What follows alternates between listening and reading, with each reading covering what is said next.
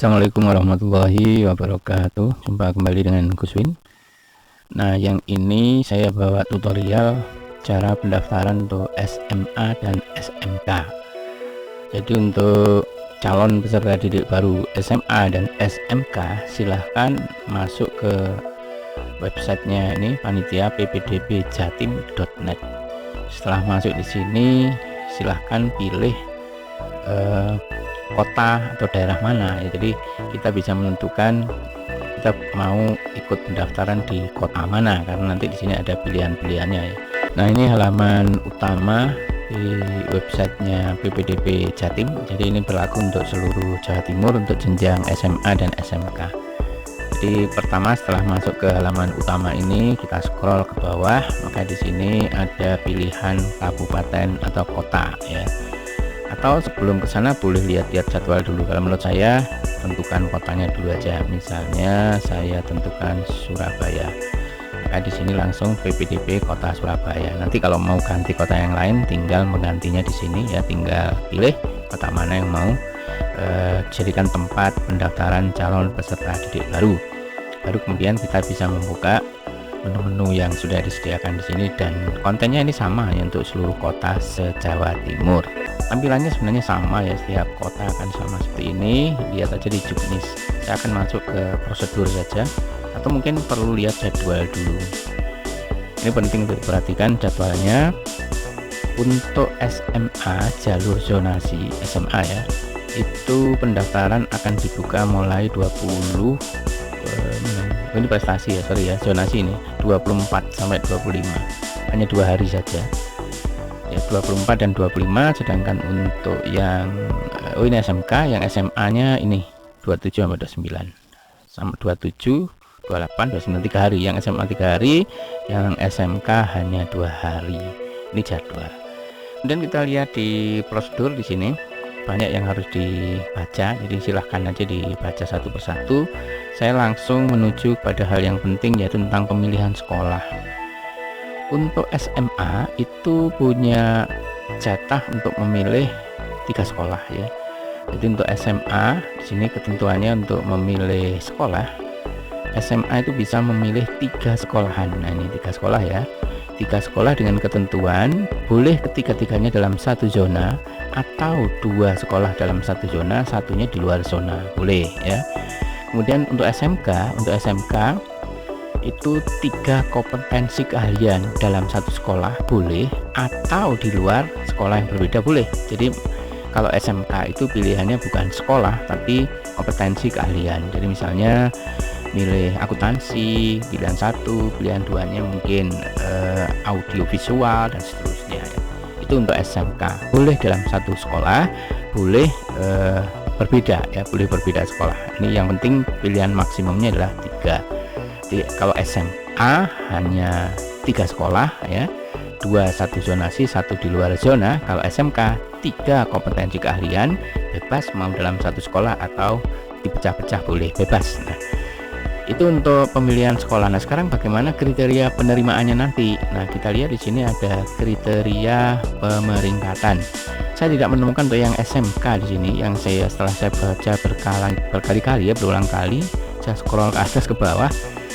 Untuk jalur zonasi itu yang ada kriteria pemeringkatan itu justru hanya SMA. Jadi SMA itu menjadi pertimbangan pertama adalah jarak. Ini yang menjadi prioritas, jarak terdekat. Kemudian kalau misalnya ada beberapa calon peserta didik baru mempunyai jarak domisili dengan sekolah itu sama, jaraknya sama, maka yang akan menjadi pertimbangan berikutnya adalah usia. Diambil usia yang lebih tua, itu yang prioritas diterima di sekolah tertentu itu. Kalau misalnya kondisi jaraknya adalah sama, jadi yang menjadi pertimbangan kedua adalah usia ya.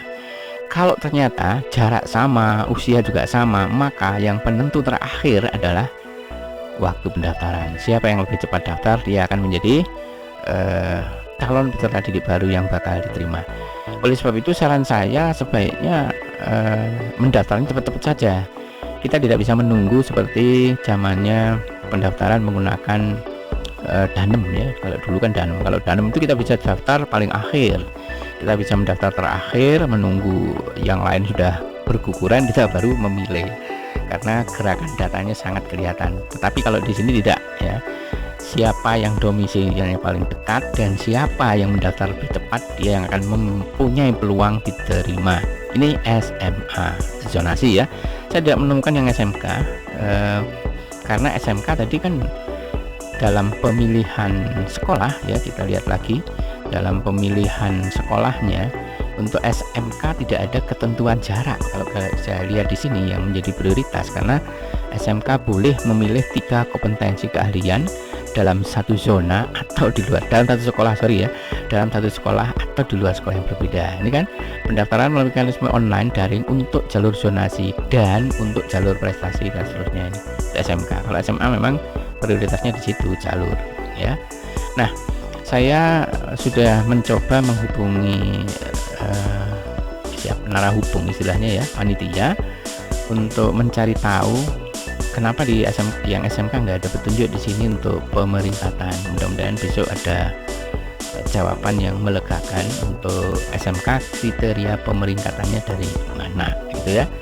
Nanti kalau semuanya sudah daftar, jangan lupa untuk mendownload atau mengunduh file bukti pendaftarannya ya, itu nanti untuk daftar ulang. Terus ini ada petunjuk daftar ulangnya, silahkan dibaca sendiri ya. Apalagi ya, upload pilihan sekolah sudah, tata cara pendaftaran ini udah jelas ya. Tentang kuota atau apa istilahnya ya, kayak pagu gitu ya. Mari kita coba lihat lagi di sini kuota. Tadi saya sudah baca bahwa antara SMA dengan SMK itu ada perbedaan ya. Jadi kalau SMA itu satu sekolah itu yang mengambil dari zonasi itu sekurang-kurangnya itu 50% ya, katanya begitu ya, sekurang-kurangnya 50% itu untuk SMA. Tapi kalau SMK itu paling banyak itu 10%, itu yang dari zonasi ya. Tadi saya sempat membaca petunjuk itu, saya coba lacak kembali ketentuan pemindahan prestasi. Nah ini zonasi ini. Nah ini jelas ya, kuota untuk jalur zonasi jenjang SMA paling sedikit 50% dari pagu sekolah. Jadi kalau misalnya satu kelas itu 36 dan sekolah itu mengambil berapa kelas atau total menjadi 100 kan gitu ya, 100 orang misalnya, maka paling sedikit 50% itu akan diambil dari jalur zonasi. Sisanya bisa jadi jalur kemitraan ya, atau keluarga tidak mampu, dari prestasi lomba, prestasi akademik dan seterusnya itu ya. Sedangkan untuk SMK, kuota jalur zonasi dengan SMK adalah paling banyak 10%. Jadi kalau saya simpulkan di sini, untuk SMK itu zonasinya itu atau jarak itu enggak terlalu berpengaruh kalau saya lihat sini ya kan. Jalur zonasi jeneng SMK adalah paling banyak 10%. Ya, saya belum menemukan penjelasan kembali untuk SMK ya. Calon peserta didik baru jenjang SMK dapat memilih paling banyak 3, tadi sudah saya jelaskan ya, 3 kompetensi keahlian, satu sekolah atau di luar sekolah ya, yang berbeda dalam zona dan atau luar zona. Jadi bebas. Jadi SMK kayaknya bebas. Jadi menurut saya kalau seperti ini, karena zonasinya tidak terlalu berpengaruh di sini kan 10% ya, maka yang kita jadikan strategi, kita atur strateginya adalah cepat-cepatan daftar. Itu aja ya kan, siapa yang cepat daftar dulu, karena nanti kalau misalnya perbandingannya berdasarkan dari zonanya 10%, kemudian apalagi tadi usia ya, kemudian siapa yang cepat, jadi mendingan kita andalkan adalah kecepatan mendaftar. Jadi seperti siapa yang milih duluan berarti ya dia yang benar-benar bersungguh-sungguh gitu ya. Dan yang kedua yang harus kita atur adalah tentang peluang ini ya, agar kita berhasil diterima di sekolah yang diinginkan. Kita perhatikan pagu dan peminat ya. Kalau untuk menata urutan ya, pilihan satu, kalau misalnya jurusan akuntansi itu peminatnya banyak banget ya, lingkungan situ banyak anak yang lulusan SMP ya, kita harus hati-hati juga untuk milih di situ. Yang peluang diterimanya paling kecil, nah kita jadikan dia adalah pilihan pertama. Jadi kalau gagal kita masih punya cadangan pilihan kedua itu ya.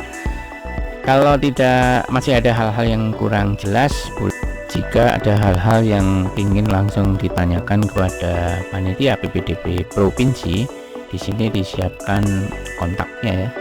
Jadi kalau melalui WhatsApp bisa ke sini ya, ke Bu Novi, atau kalau telepon langsung yang bukan WhatsApp ada 3 call center yang disiapkan di sini dan bisa dilakukan pada jam kerja yaitu jam 8 sampai jam 3 sore.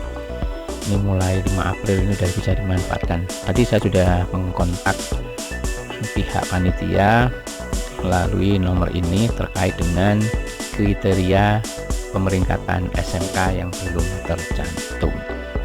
Itu dulu yang bisa saya sampaikan, mudah-mudahan ini membantu. Yang lain bisa dibaca-baca sendiri ya. Jangan lupa ppdbjatim.net. Sampai jumpa di informasi yang lain. Assalamualaikum warahmatullahi wabarakatuh.